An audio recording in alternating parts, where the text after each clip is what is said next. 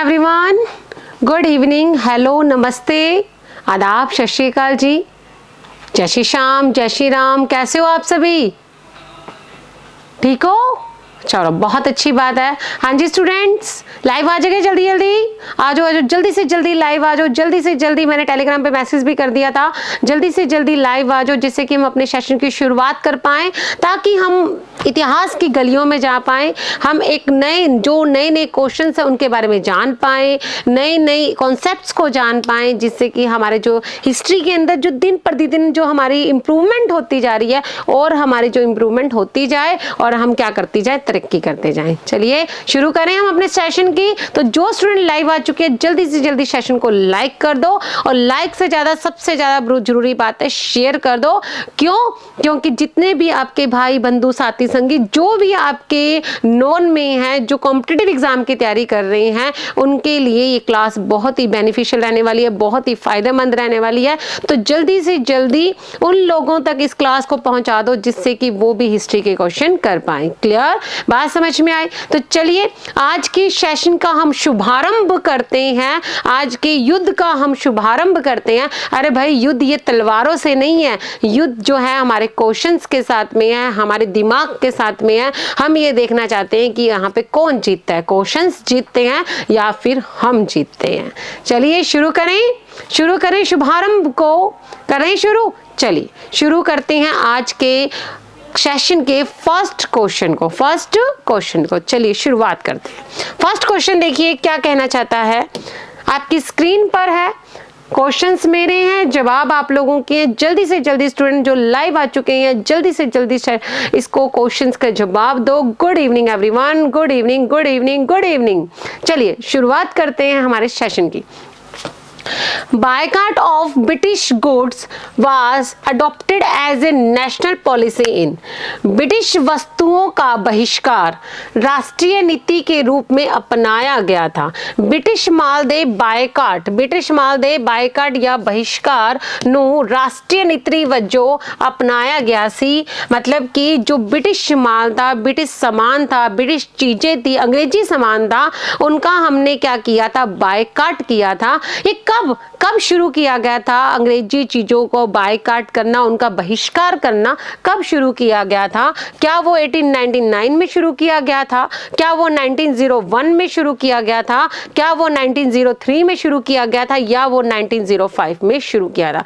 Student जल्दी से जल्दी जो लाइव बैठे हैं, जल्दी से जल्दी क्वेश्चंस का जवाब दें। आपके जो क्वेश्चन की जवाब देने का जो आपका ये क्रम है, वो रुकना नहीं चाहिए। आपके ये प्यारे प्यारे क्वेश्चंस के आंसर का मैं वेट कर रही हूं। जल्दी से जल्दी आप जो है क्वेश्चंस का जवाब दीजिए। जो स्टूडेंट ए वाले हैं वो भी बता सकते हैं, बी वाले हैं वो भी बता सकते हैं, जिनका आंसर सी है वो भी दे सकते हैं, और जिनका आंसर है डी है वो भी दे सकते हैं। बताइए स्टूडेंट, जल्दी से जल्दी इस क्वेश्चन का आंसर बताइए कि क्या हो सकता है। हाँ जी ऑनलाइन, वेरी गुड, बहुत अच्छी बात है, वेरी गुड जी। हाँ जी, देखिए आप सभी याद कीजिए, जब 16 अक्टूबर 19 जुलाई, सबसे पहले तो हम बात करते हैं 19 जुलाई 1905 को एक अनाउंसमेंट की गई थी कि आने वाली 16 अक्टूबर को हम बंगाल की क्या कर देंगे, वंड कर देंगे, बंगाल का पार्टीशन कर देंगे। क्या कर देंगे? बंगाल का क्या कर देंगे? पार्टीशन कर देंगे। क्या कर देंगे? बंगाल का पार्टीशन कर देंगे। क्लियर? किसका कर देंगे? बंगाल का। अब क्या हुआ, जितने भी हिंदू मुस्लिम थे उन लोगों ने सोचा कि यार हम अलग हो जाएंगे, हमारे बीच में दीवार आ जाएगी। क्यों? क्योंकि हिंदू अलग हो जाएंगे, मुस्लिम अलग हो जाएंगे। तो जितने भी बड़े बड़े नेता थे, जब अनाउंसमेंट की गई 19 जुलाई 1905 को कि आने वाले टाइम में हम बंगाल का पार्टीशन करेंगे, तो जितने भी बड़े बड़े लोग थे उन्होंने भारतीय जनता को क्या कहा कि जितने भी बड़े बड़े सामान है, जो अंग्रेजी सामान है, उनका क्या करना शुरू कर दो, बायकाट करना शुरू कर दो। क्लियर? बात समझ में आई? तो 7 अगस्त 1905 को ये नेशनल पॉलिसी अपनाई गई, जिसके अंदर क्या कहा गया कि हम जो विदेशी वस्तुएं हैं, जो विदेशी सामान है, उनका हम क्या करेंगे, बायकाट करेंगे। स्टूडेंट देखिए, एक क्वेश्चन सीधा सा भी बनता है कि बंगाल का जो पार्टीशन हुआ था उसका सबसे बड़ा नतीजा क्या निकला? एक नतीजा निकला स्वदेशी मूवमेंट, जिसे हम कहते हैं स्वदेशी आंदोलन, जिसके अंदर हमारे देश की चीजों की बात कही गई और दूसरी जो चीजें, चाहे वो चीजें हो, चाहे वो एजुकेशन हो, चाहे वो जॉब हो, उन सभी को क्या किया गया, बायकॉट किया गया। क्लियर, बात समझ में? बिल्कुल सही online, option number D is right answer, 1905। 1905। Clear. तो राष्ट्रीय नीति के अंतर्गत बायकॉट सिस्टम को कब अपनाया गया था, विदेशी वस्तुओं का बहिष्कार करने को कब अपनाया गया था, तो वो कब था, 1905 में, जब बंगाल का पार्टीशन हुआ था। उस टाइम पे भारत का वायसराय कौन था, कर्जन था। उस टाइम पे भारत का वायसराय कौन था, कर्जन था, जिसने बंगाल का क्या किया था, पार्टीशन किया था। क्लियर, समझ में आ रहा है ऑनलाइन? आगे बढ़े तो ये था आपका फर्स्ट क्वेश्चन, जिसका आंसर क्या रहेगा, 1905। देखिए स्टूडेंट, क्या होता है, कई बार हम लोगों को क्वेश्चंस के आंसर नहीं आते हैं, कोई बात, डोंट वरी, मतलब आप लोगों को इसके लिए डरने की जरूरत नहीं है।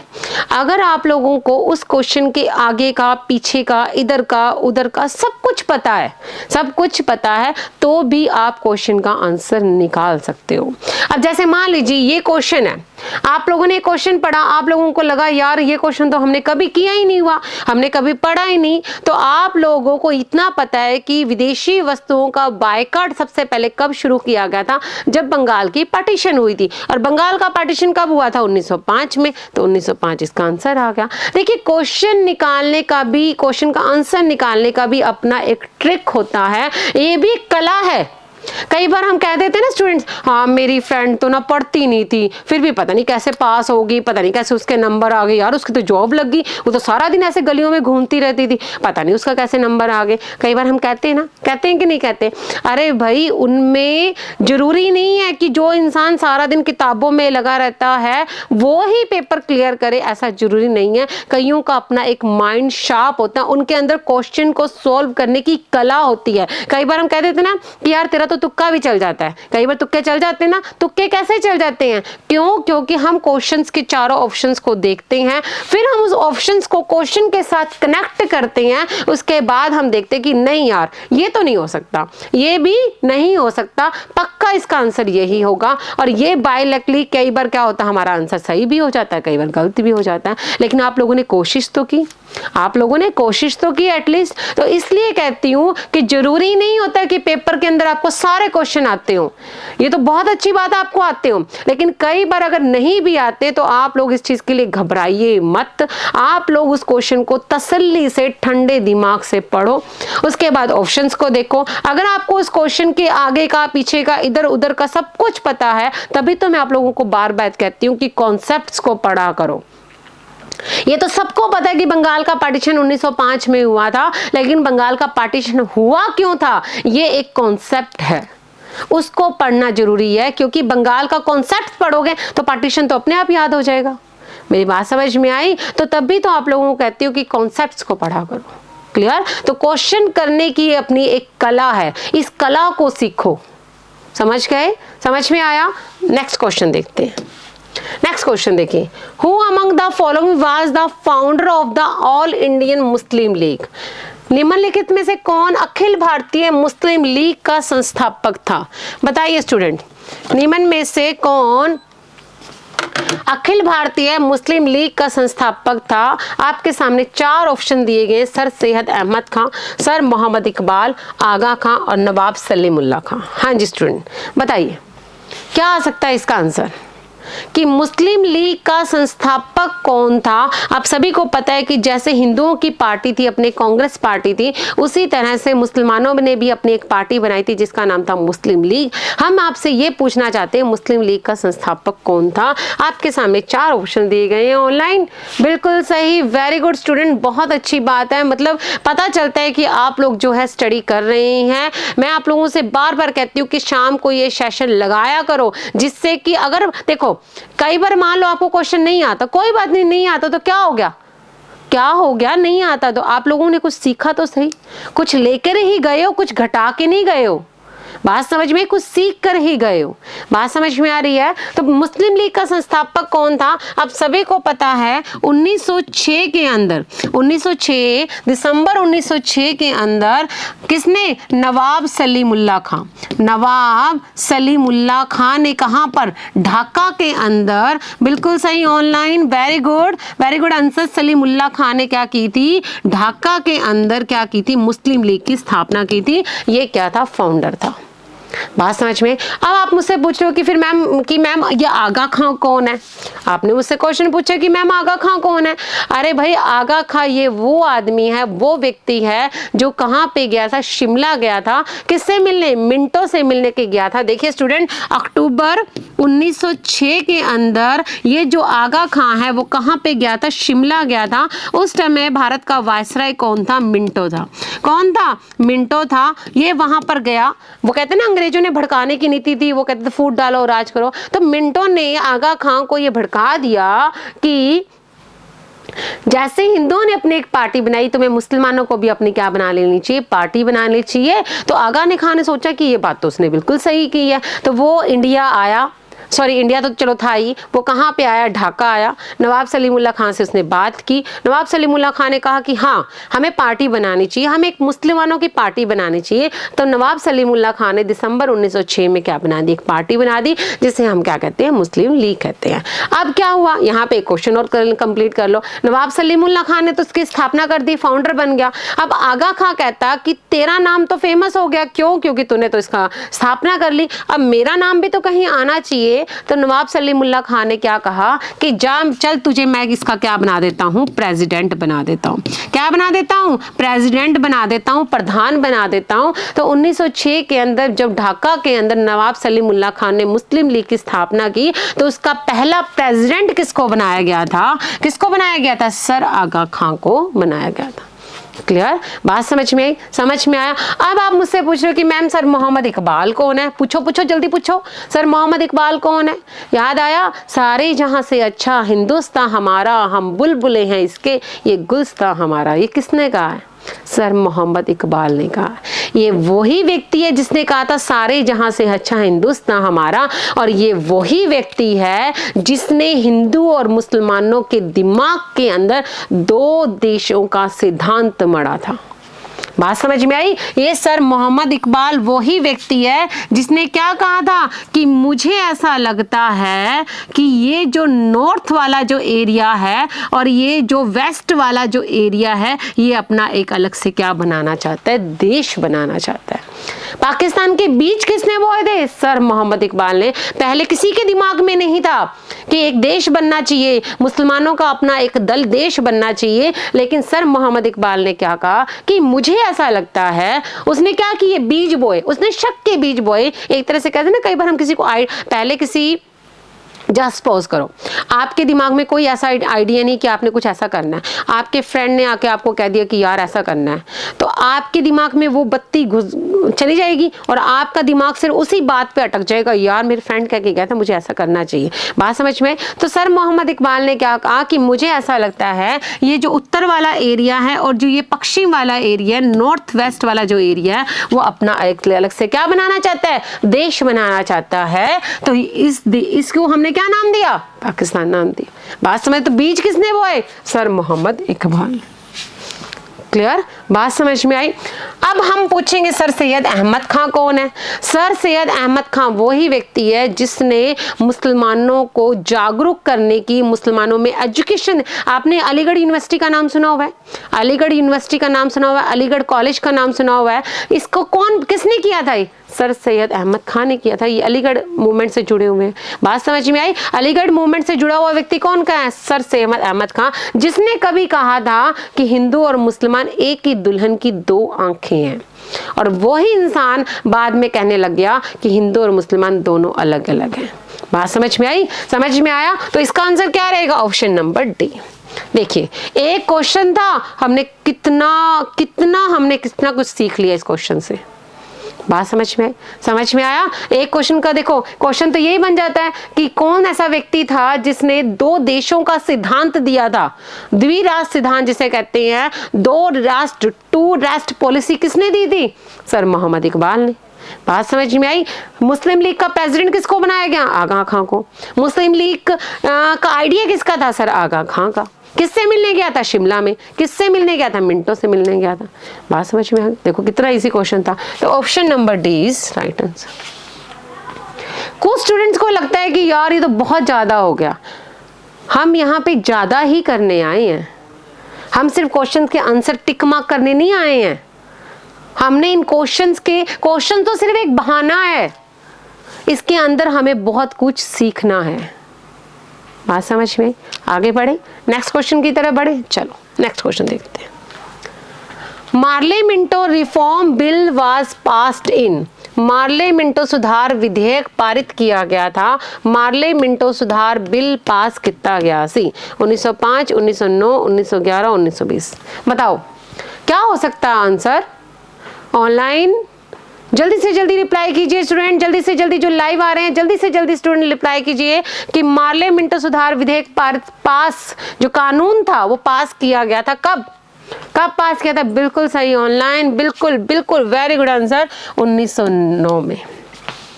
1909 में। अब मुझसे आप पूछेंगे मैम 1905 में क्या हुआ था? आप सभी को पता है 1905 में क्या हुआ था? बंगाल का पार्टीशन हुआ था। अब आप मुझसे पूछेंगे मैम 1911 में क्या हुआ था? 1911 में भाई बंगाल का पार्टीशन खत्म हुआ था, आपको पता ही है क्या हुआ था, खत्म हुआ था। और साथ ही साथ क्या किया गया था? कलकत्ता से राजधानी किसको बनाया गया था? दिल्ली बनाया गया था। कलकत्ता से हमारी कैपिटल क्या बनाई गई थी? दिल्ली बनाई गई थी।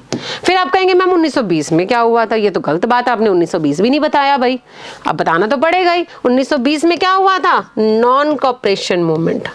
क्या हुआ था?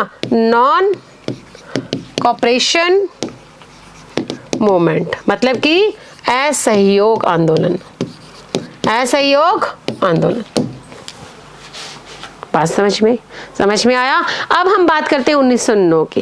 देखिए 1909 के अंदर एक एक्ट आया था जिसे हम क्या कहते हैं? Morley Minto reform bill. एक बिल आया था जिसे हम कहते हैं मार्ले मिंटो। मिंटो कौन थे उस टाइम पे? भारत के वायसराय थे। कौन थे? भारत के वायसराय थे। क्या नाम था इनका? मिंटो। क्या नाम था? मिंटो। अब मार्ले कौन है भाई? मार्ले कौन है?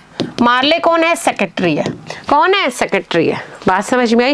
इन दोनों ने मिलकर एक बिल पास किया जिसके अंदर हमारे देश के अंदर एक बीज बोया गया। बीज समझते हैं ना, सीड।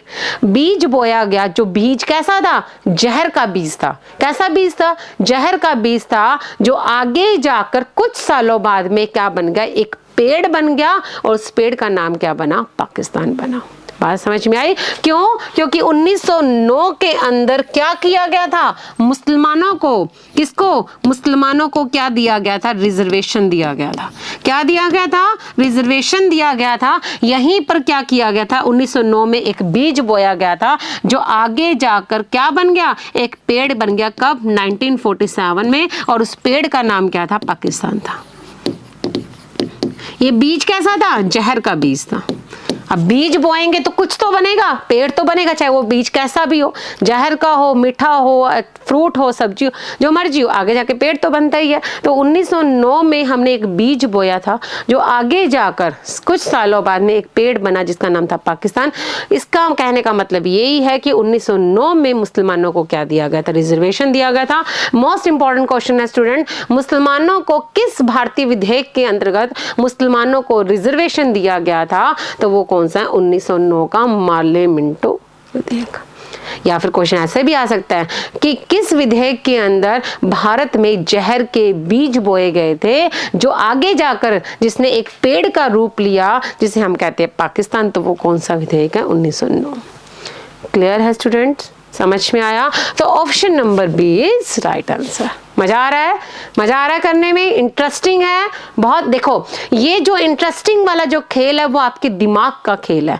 अगर आप लोग इंटरेस्ट लेके पढ़ते हो तो आपके लिए इंटरेस्टिंग है, अगर आप लोग इंटरेस्ट लेके नहीं पढ़ते हो तो वो आपके लिए इंटरेस्टिंग नहीं, बोरिंग है। बात समझ में आई? देखो 3 घंटे की फिल्म देखते हैं 3 घंटे हम एक ही सीट पर कंटिन्यू, हमारा एक ही चीज पर ध्यान रहता है, हम कंटिन्यू उसको देखते रहते हैं। कोई आकर हमें ये भी कह देना अरे यार उठ जा, तो भी अपने गुस्सा करने लगते, नहीं देखने दे मुझे। तो वो 3 घंटे वो कहाँ गए? आपने इंटरेस्ट से देखा था ना, इंटरेस्ट से देखा तभी आपने उस मूवी को देख पाए। ये सारा कुछ इंटरेस्ट का खेल है, ये सारा कुछ हमारे दिमाग का खेल है। बात समझ में आई? आगे बढ़े, नेक्स्ट क्वेश्चन देखते हैं।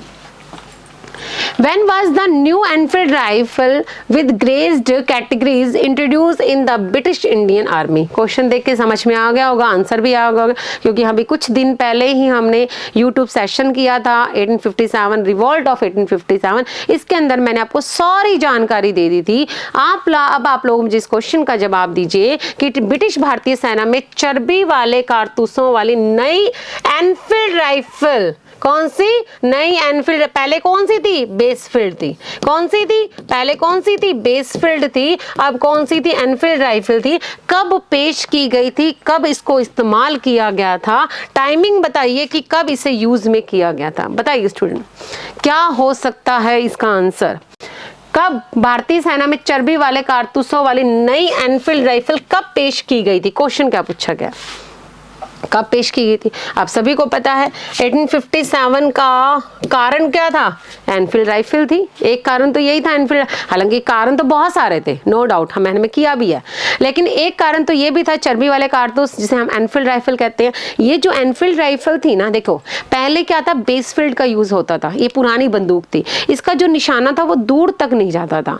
तो इन्होंने, अंग्रेजों ने क्या किया, एक नई राइफल, कहते हैं ना चेंज करते रहना चाहिए, इन्होंने चेंज कर दिया, इन्होंने एनफील्ड राइफल का यूज कर दिया। लेकिन उन्होंने एक गलती की, जो एनफील्ड राइफल के जो ऊपर वाली जो टोपी होती है उसके ऊपर अंदर जंग ना लग जाए, उस जंग से बचने के लिए उसके ऊपर क्या लगा दी? गाय और सुअर की चर्बी लगा दी। बात समझ में? अब देखो हिंदू तो भाई हिंदू हैं, गाय हमारी माता है और हमें कुछ भी नहीं आता है। नहीं आता? आता है, चलो आता है। गाय हमारी माता है हिंदू लोगों के लिए, और जो सुअर वर्ड है, जो पिग वर्ड है, वो मुसलमानों के लिए क्या माना जाता है? अपवित्र माना जाता है, अशुद्ध माना जाता है। ऐसा कहा जाता है कि अगर कोई भी मुसलमान पिग वर्ड बोल देता है, सुअर शब्द बोल देता है, तो 40 दिन तक उसका जो मुंह है वो अपवित्र रहता है। ऐसा होता है भाई? ऐसा होता है? होता है, मतलब मेरा मुंह जो है वो 40 दिन तक अपवित्र हो चुका है, अशुद्ध हो चुका है। बात समझ में आई? तो क्या था कि ये जो एनफील्ड राइफल थी, इनमें गाय सुअर की चर्बी लगी, लेकिन इनका निशाना दूर तक जाता था। अब भारतीयों में खबर फैल गई कि भाई जो कंपनी है वो औरंगजेब की भूमिका में है, मतलब औरंगजेब की तरह खेल खेल रही है, हमें क्या बनना पड़ेगा? शिवाजी बनना पड़ेगा, हमें क्या बनना पड़ेगा? मराठा बनना पड़ेगा। बात समझ में आई? एक कहानी थी, ठीक है।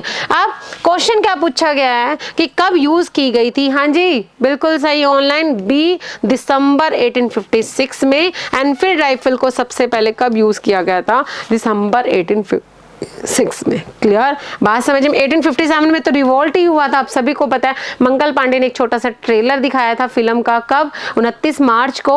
और वैसे ही एनफील्ड राइफल को यूज कब किया गया था? दिसंबर 1856 में। मोस्ट, मैंने जितने भी पंजाब के अंदर एग्जाम देखे ना, सब में एक क्वेश्चन आया हुआ है दिसंबर 1856। क्लियर? बात समझ में आए? एक चीज का ध्यान रखिए, कौन सी एनफील्ड राइफल थी? एनफील्ड राइफल थी। पहले पुरानी कौन सी थी? बेसफील्ड राइफल थी।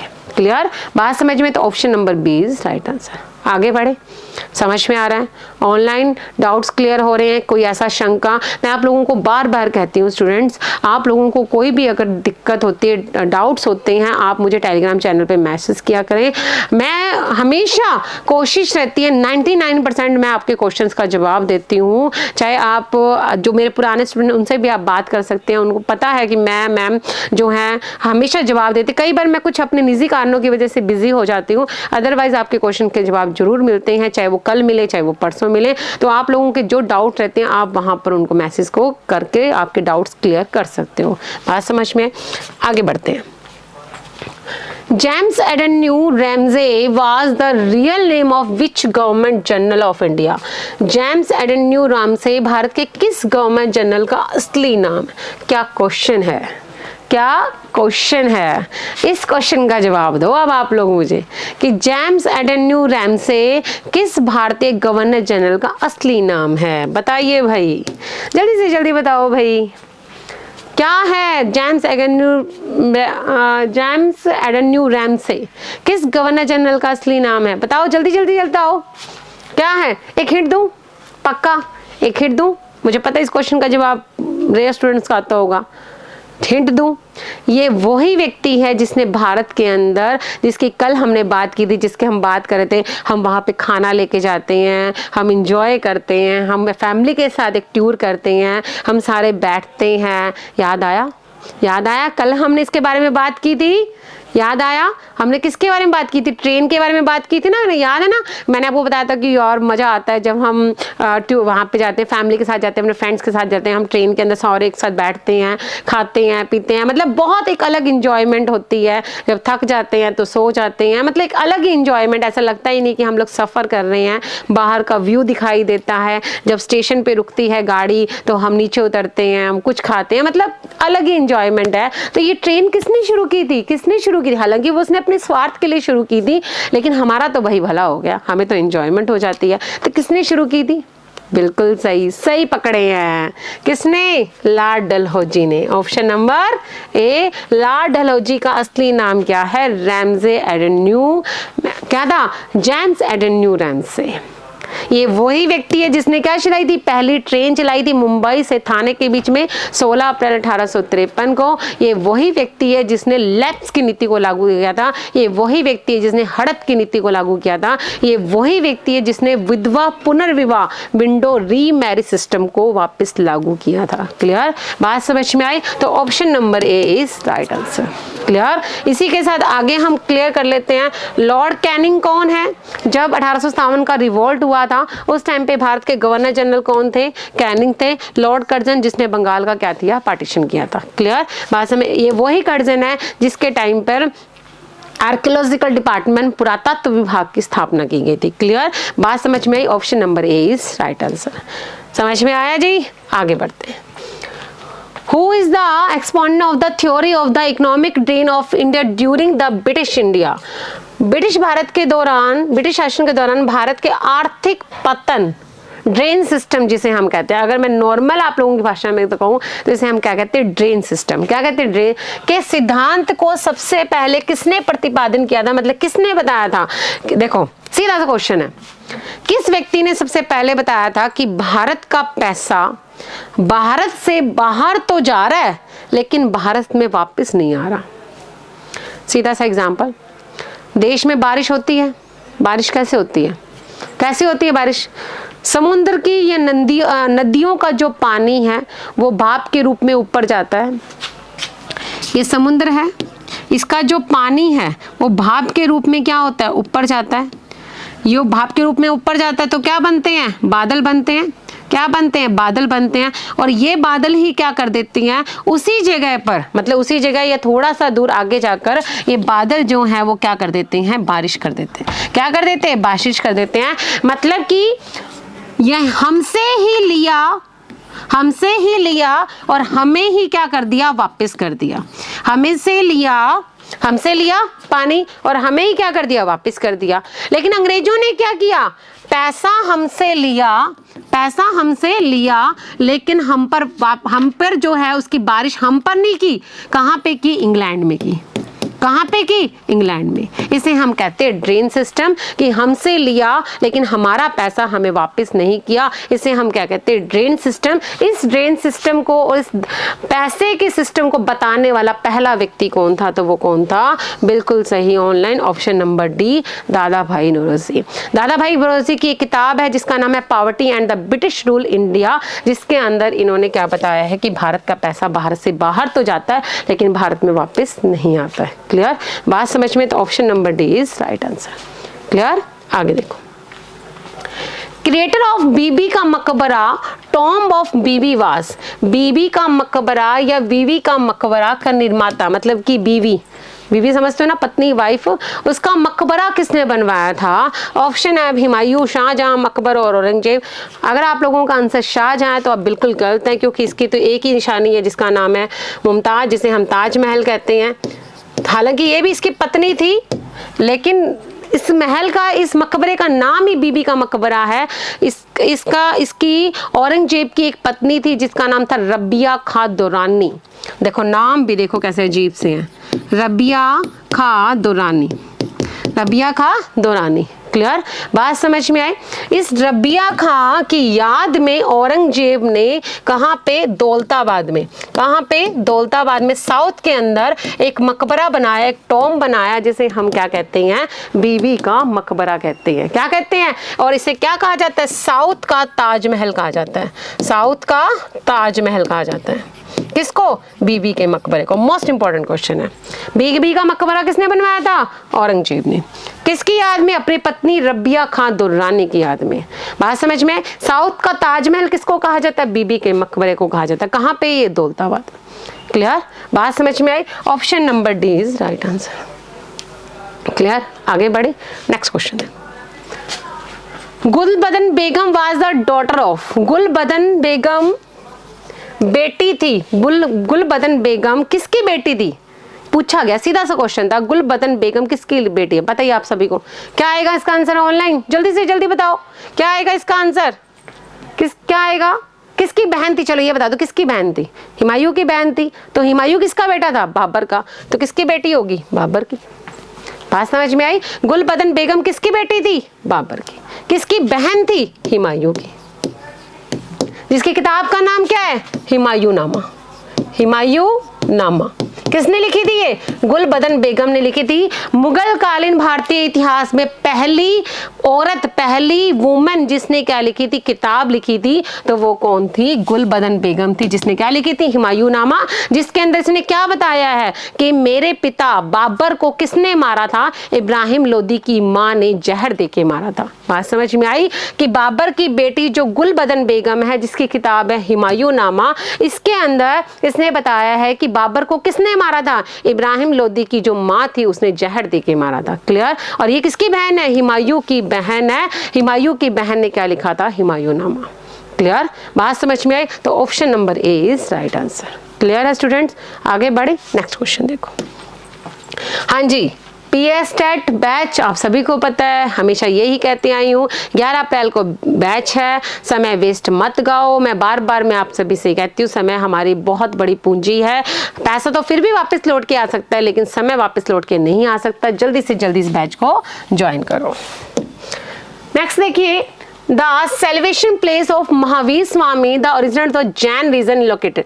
महावीर स्वामी के जैन धर्म के प्रवर्तक महावीर स्वामी की मोक्षस्थली, मोक्षस्थली मतलब कि मृत्यु, मोक्षस्थली मतलब कि मृत्यु कहाँ पे हुई थी? मृत्यु कहाँ पे हुई थी? महावीर स्वामी जैन धर्म के 24वें तीर्थंकर हैं। महावीर स्वामी जैन धर्म के रियल फाउंडर हैं, वास्तविक संस्थापक हैं। तो इनकी मृत्यु कहाँ पे हुई थी? आपके सामने 4 ऑप्शंस दिए गए हैं। इजी सा क्वेश्चन है, पावापुरी में। कहाँ पे? यूपी के पावापुरी में। बिल्कुल सही, ऑनलाइन, वेरी गुड आंसर। बहुत अच्छी बात है, आप लोगों को याद है। महात्मा बुद्ध की मृत्यु कहाँ पे हुई थी? कुशीनारा में। और महावीर स्वामी की मृत्यु कहाँ पे हुई थी? पावापुरी में, जिसे हम क्या कहते हैं? मोक्षस्थली कहते हैं। कई बार पूछ रहे थे कि पावापुरी कहाँ पे है, तो वो कहाँ पे है? यूपी में। कहाँ पे है? यूपी में। तो option number C is right answer. Clear? समझ में आया? आगे बढ़े, नेक्स्ट क्वेश्चन देखो। The Allahabad pillar inscription is associated with the which one of the following? Allahabad स्तंभ शिलालेख निम्नलिखित में से किससे रिलेटेड है?